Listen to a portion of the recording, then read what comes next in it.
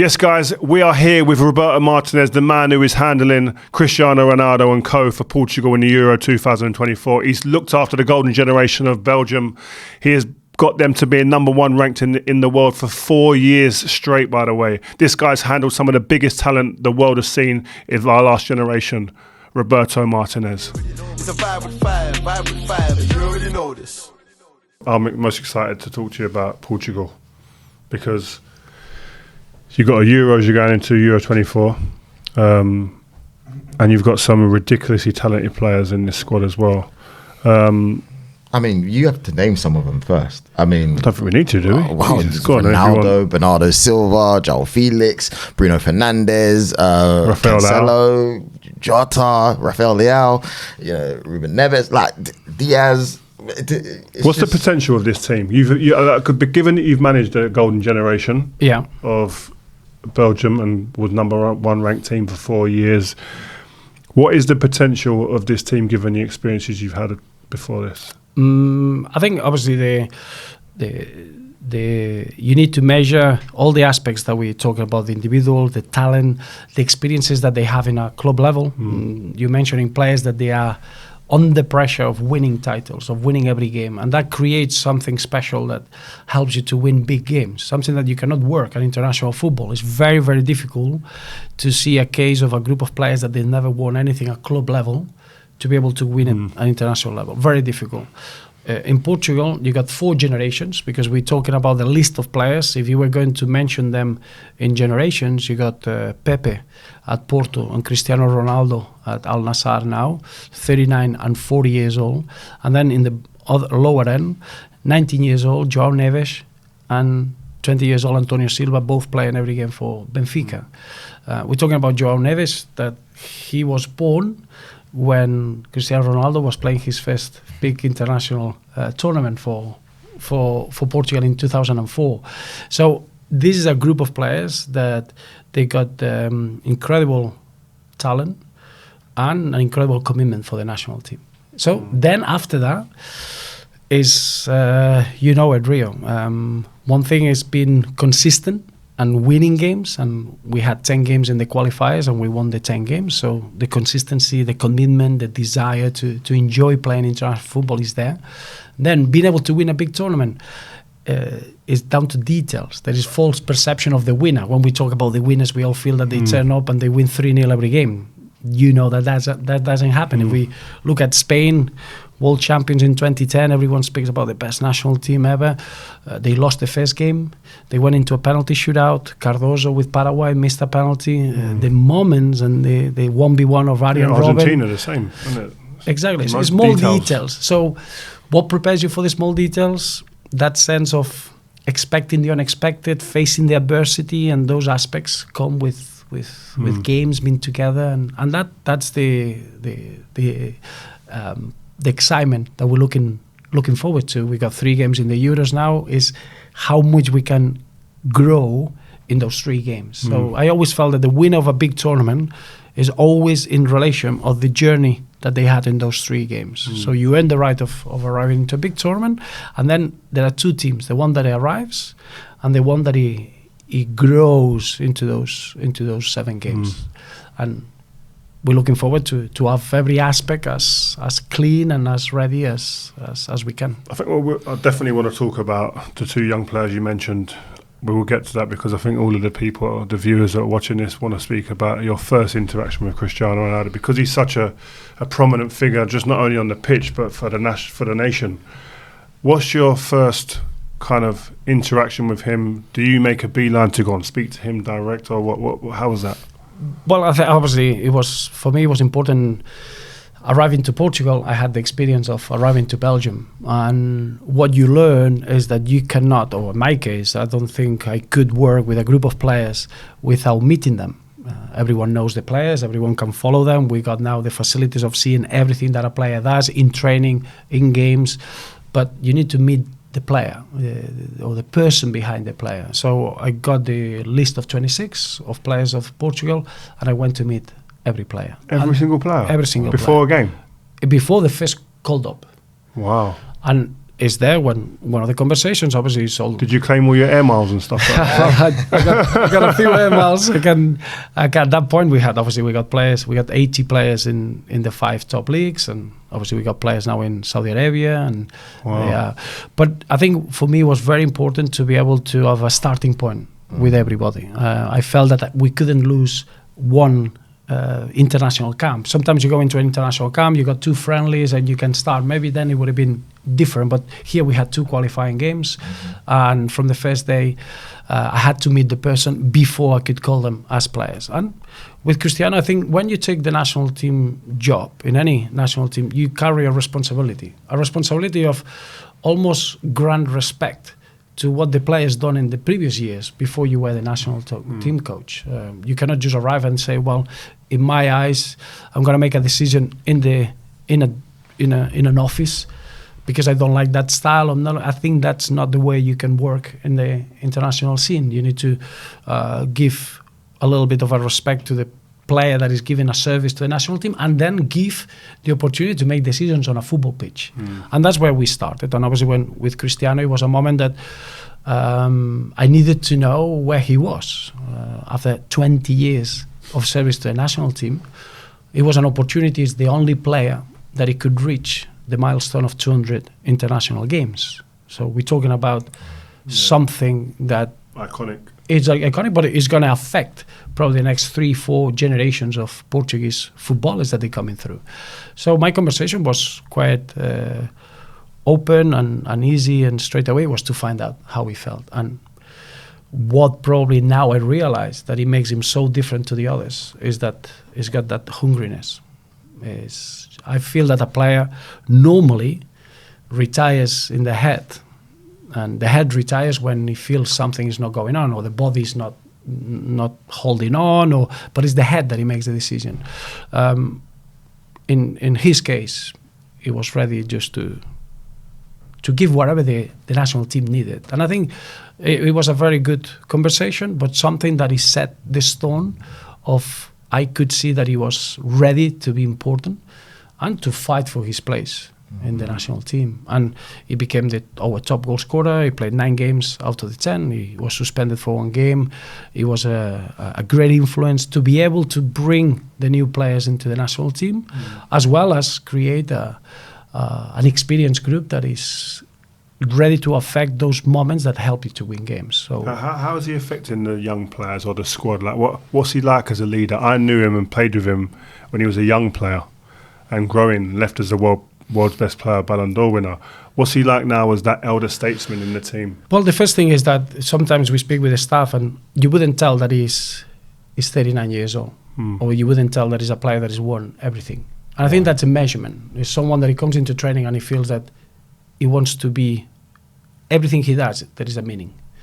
He wants to win everything. He wants to take advantage of every moment to prepare himself for the game. And I think that's the type of you don't get a better example for a young player that he comes into a dressing room and someone that has played more than 200 international games and is still being the last player to leave the training ground, and someone that is using every aspect of nutrition, of body preparation, injury prevention to the limit. And I think those are the aspects that makes you a perfectionist. That influence rubs off well before what he can actually achieve. I think now with the time he's become more of a central striker, someone that is movement in the box has become really efficient, and more than what he can do on the pitch is more the way he prepares himself for the games, and that influence is we had Jose Mourinho on, who managed Cristiano when he was at Real Madrid. And I was asking him, he's managed some great players. I said to him, how do you coach the best players, like the greats like that? And he was saying, you don't really coach. I put them in situations where they then do their thing, rather than trying to overcoach too much. How do you approach that? A little bit, obviously, international football is a bit more, you got less time, but it's exactly that. It's try to almost highlight his strength in a tactical way. I think if you can do that to the players in their positions. And then it's more a question of getting a well-balanced team in order to compete. But a player of that quality is putting him in that position. How can we tactically get the team in those situations where we're going to have the players free to make the right calls and be themselves? Because if we get them in those positions, they're gonna be successful. And it goes back to your point, doesn't it, about saying what's his strengths? Doesn't look at his weak, because over in England when before he left, everyone in the media was going, he doesn't press. Pressing. He doesn't like. Bro, he's scoring you 25 goals in the Premier League. What do you want to press for? There's other people to do that. That's exactly the point that we were talking about Romelu Lukaku. Romelu Lukaku has been many times measured in the things that he shouldn't be measured for. And I think that goes through every single player in a structure. You need to ask them to do what they're good at. And I think that's, again, it goes back to have a real clarity and having everybody in doing their job in the best possible way to fit everyone's strength's. Not just as a footballer. Yeah, in life. I think in life. People getting together is having that mindset of what are you bringing that I can bring. So if we are going to bring all we're going to do the same things, we're going to become average. Wow. It's the same point you said before. It's like I've got two young boys who want to be footballers. Yeah. 17. How old are they? 17 and 15. And when you mentioned about when you between 8 and 14 and then 14 and 8, it's like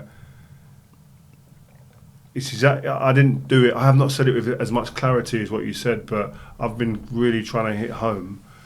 This is what you're good at. When someone comes to watch you, I need to see those 2 or 3 things every game. Correct. And that's a measurement that you can really push someone. Yeah, because my son, he's physically ridiculous, quick, aggressive, strong. But I said to him, why am I coming to a game and leaving and not seeing any of those attributes? That's it. You need to put yourself in positions where you're going to show this. Yeah. But it's getting them to understand that. It's really important at that point, man.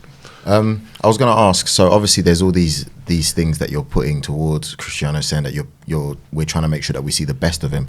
Is he sometimes challenging in a way where to your team where he's won everything and obviously he's got experience? Yes, he's a team player, but is he asking questions? Why am I doing this or why am I doing that? And if so, how do you respond to that? Because you're still the head figure at the end of the day. How do you work with him on that? Yeah, but I think you want that.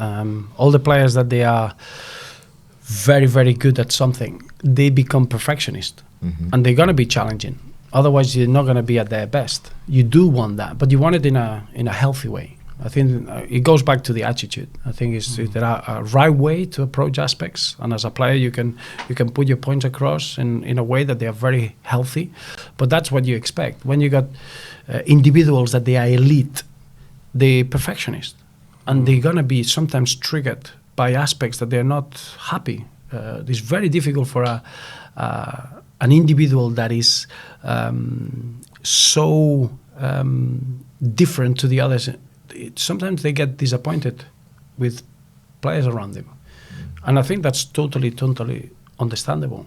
And it's just managing that aspect in a very natural, calm way, but it's the attitude that it needs to be healthy. But that's normal. That's what you expect. Is that things like waving your arms or showing disappointment, too much body language? Yeah, I think you can work on that. I think that's when you analyze it. I think when you see a player that he lets the emotions take control of him or her, when they see it back, they are the first ones to say, "Wow, I shouldn't do that."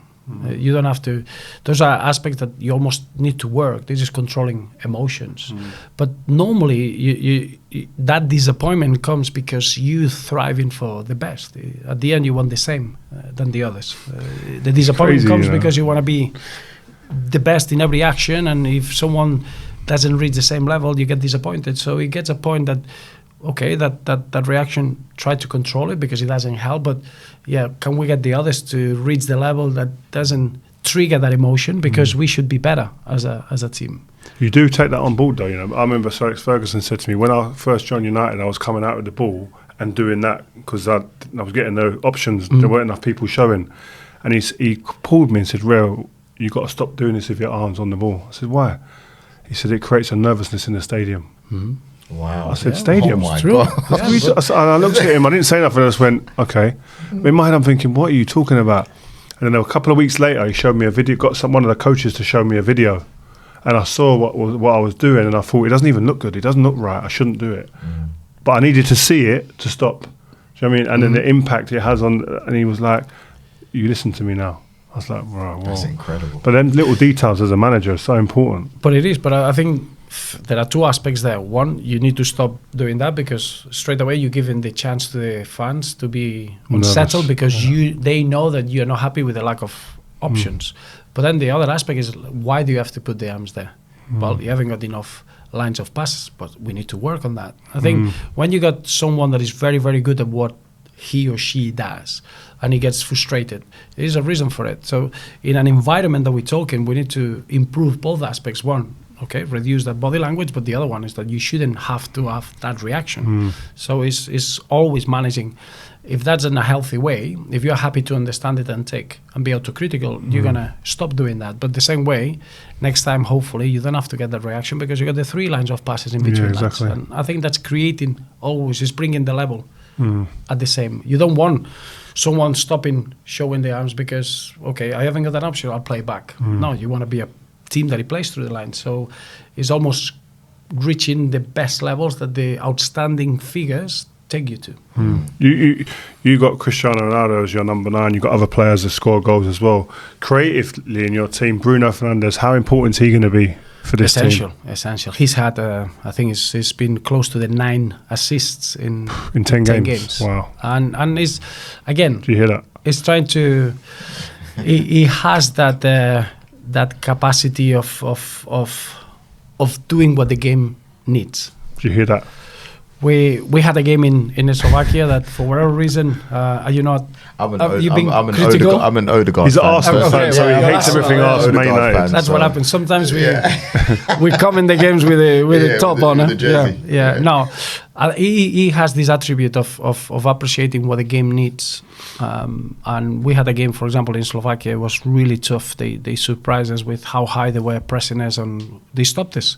And he came up with certain positions, he scored the winning goal, and that's what his quality allows him to have. Yeah, he's got this capacity to almost to change slightly his positions and how he should affect the attacking play without a coach, without you saying anything. Without the coach, and you allow that instinctive behaviour. There is within a structure. There is always the player should be free within a structure. It doesn't affect what the other player does. I think the limit for the coach to intervene is when what the player does affects someone else's role. There is a very thin line where there is a level. The more that we can give freedom to a player, the more unexpected results you're gonna get. But there is a moment that individual decision is gonna affect another player. Then is the moment that the coach needs to intervene.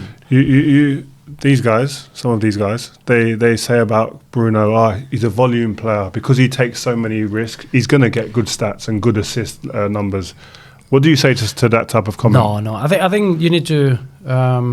He's a perfectionist, and I think you need to put him in context when he is in the national team with Portugal. That he's got so many players that they are in the same wave of length with him. Quality is the difference. It's someone that he cares. He's always there.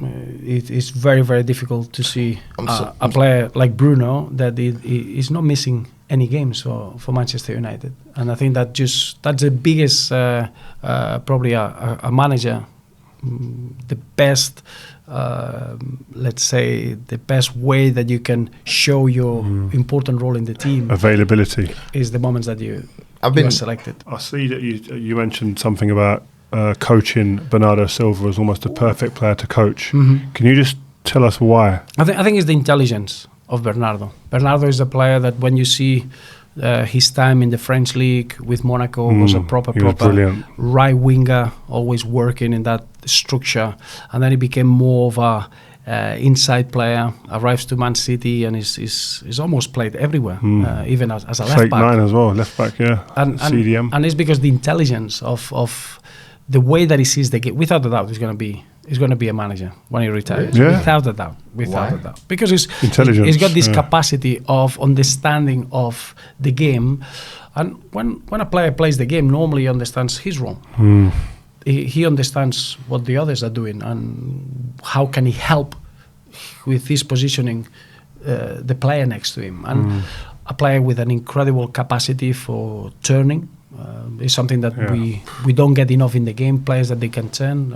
Now we're developing this culture of keeping the ball and possession. The difference between having a good team or a winning team is that player that he can be turning that possession into final third entries. Because he's never going to be the assist man who gets the most assists or the most goals, but the one before the assist or to allow you to get the assist, he's that guy. Exactly. Yeah. It makes that thought.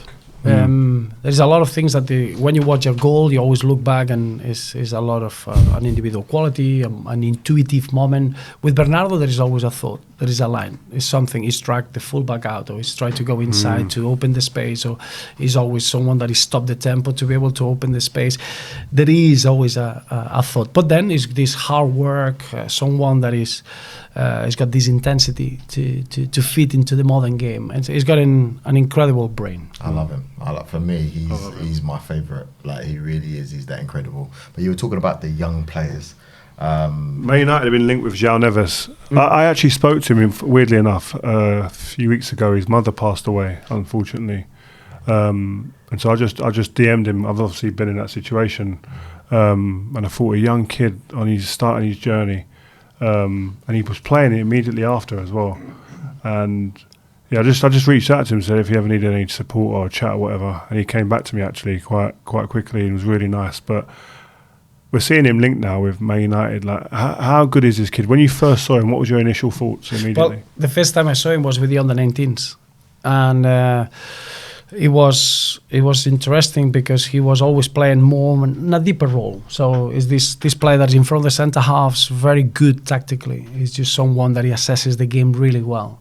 And then slowly he broke through at Benfica, and everything came very quickly. So we were in positions that we would try to stop a little bit, just to make sure that he didn't burn too many phases, that they had all the steps. So we sent him to the under-21s, to the European Championship, and that was another test to see how he scored against Belgium. He did a really good tournament, and then we were seeing that he was getting ready. The next step was, is he ready for the national team? And then I went to watch a game against Porto, the big game in Portugal, Benfica against Porto, and he won man of the match. And there are moments that as a national team coach, you just feel, you go to the game and you say, well, if today he can be the man of the match, this is just clearly the road into the first team, into the national team. And he had those moments, and it just feels that everything comes into his stride. The quicker the game, the better that the opposition, the better that his decisions are. And then something that happened that is very difficult and rare to see is, as you know, the biggest measurement of a player is the respect of a dressing room. And he walked into that dressing room, and within the first 3 days of training, he made his debut against Bosnia-Herzegovina away from home. And while he was on the bench, we scored, Joao Cancelo scored a goal. And he just sprinted to the bench, and he celebrated the goal with Joao Neves, which he met 3 days before. Wow. And I think that's a measurement of what he is as an individual. Young man, but really strong values, and someone that is very respected straight away, whatever he is. So the question is, will he is the right option to leave this summer, or he should stay another season at Benfica? Probably that's the only doubt. Is he a player to reach the levels of the top teams that they're competing to win the Premier League? Easily. 100%. 100%. Wow. Another player. Well, just so everyone knows, what type of player is he? Just to give people that haven't seen him properly yet. Is this intelligent midfielder that is I don't like to give names because all this. Is he a Xavi or Iniesta? Yeah. Is he? No, is a bit of is a 6 that he can be an 8. He's someone that he can get into the box. He can get into finishing situations. But his work is more about just tactically to be always in the right position centrally. He's someone that he can receive the ball in any position. Technically very, very strong. Both feet, and he's got a very low sense of balance, so allows him to protect the ball really well. Someone that uses the short pass more than the long pass, but I think that is still 19. We're talking about a player that he plays bigger games that his age should allow him, but it's probably the next 50 games that is important in his career, obviously we all try to help him to make the right decision. Let's watch this space. What about Silva, last one, the centre back, Benfica? Antonio Silva, yes, another one that same generation, 2004, 19, is a little bit older. He's 20 years old. He's a centre half that is a bit of a modern centre half. You would enjoy him, you will love him because he's comfortable on the ball, but he can defend contact players, big powerful players with big spaces. And again, he's been playing Champions League football at the age of 19, and is part of the new generation. Gonzalo Ignacio is the left-footed centre half, very similar age as well. And those are the ones that they're learning from Ruben Diaz and Pepe, and Danilo Pereira is probably the next generation in Portuguese centre-half football. Pep, just before we finish, Pepe is 40. Incredible. He's 40. When I was 40, the thought of playing a game hurt me, let alone playing the game. There's no way I could play a game at any type of level, let alone international Champions. I was watching him play against Arsenal for Porto in the Champions League. Yeah, no. Pep is another example. And I think, again, the way he trains. Is he going to be important, him and Ronaldo, that experience, those two? Obviously, only time. I like football to make decisions, obviously. But when you work with someone like Pepe, I remember the first training that he did. Ricardo Carvalho is our assistant, and he wanted to do extra work. You're talking about a player that is 40 years old, that is done everything, and he wants to do extra work just to prepare. In 2 days, he's got an international game, and that's the type of hungriness, of attitude, and obviously all this player to play in the Champions League, all this player to score in the Champions League. There are players that they bring something that you need in a dressing room. If they are fit and they can be in a tournament that you have to play every 4 days. That's something you need to take in consideration. So Roberto, before we go, no way. Can Portugal win it? Wait. Too far. Okay. One more. I think it's just about ceiling this one. This question is about the player's ceiling. Rafael Leão. Oh, yes. What is his ceiling? Because we can see for a younger generation, people get excited to see him play. He's got that Thierry Henry style on the left that I like, that I'm so familiar with seeing. What do you reckon his ceiling can be? He's definitely one best dressed in the Portuguese national team. Which is a good competition. I think, obviously, again, we're talking about very, very specific profile. I think Rafael Leão, if you get him in a 1v1 situation in the wide areas, we're talking about the high level players that we have in the game now. Kylian Mbappe, he is that sort of decisive figure in those situations. I enjoyed following him. He won or helped winning the Serie A to Milan. Is how can you use a player like Rafael Leão in your structure? And for me, it's very clear. Is a player that he can make the difference in those 1v1 situations in the wide areas, and he has the personality to be in a demanding club. AC Milan demands you to win every weekend. He proved that he can win a title when the team is allowing him to express himself, because I think that's what Milan has been able to do very, very well. And for us, it's trying to bring that into the international scene. In terms of the attributes of the talent of the player, is an exceptional footballer. I'm a big fan. He was also important in the 10 out of 10 wins as well in the Euros qualifiers, so that's good. If I'm at a Premier League team, I'm taking him now. Yeah. Trying to get him now, I'm telling you. But he can't, he's just signed a new contract. Don't care. He's nice over there. I don't care. Premier League is the biggest league. Take him.